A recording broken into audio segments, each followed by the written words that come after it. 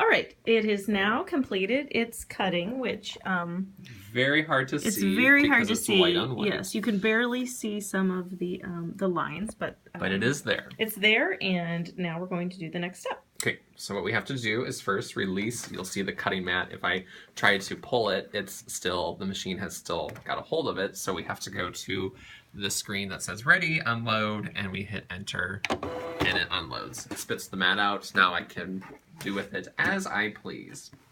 Okay, so our next step is taking our design and weeding out the parts that we don't need, meaning weeding the white away from our design.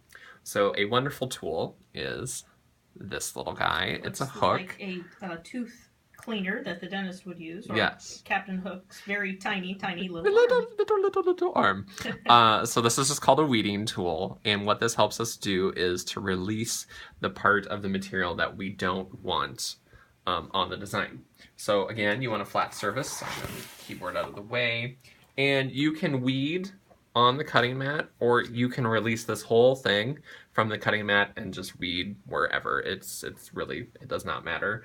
I'm actually going to pull it off because there is some stickiness of the mat over here, and I don't want to get my arm in that. So we just go up to the corner and just gently pull. And I like to think about pulling the mat away from the material versus the material from the mat.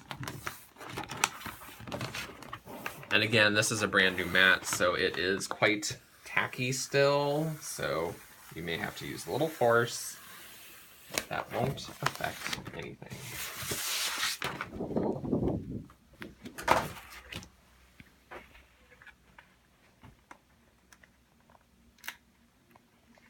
The hardest part is just getting like the corner, and sometimes you can get the weeding material in there, the weeding tool in there to get them released, but I've found just using your finger and there we go, maybe.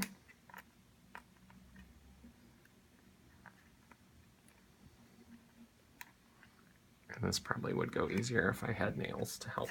Okay, so I got it to start loosening up, and you'll see as I pull that it is starting to pull away the negative material. Now you don't want to just rip it because you might pull a lot of your design with that, and especially with this design we've got a lot of small letters, and so sometimes they just need a little TLC, so we will just pull, and I kind of like to follow along too to make sure I'm not, oops, and I moved the design.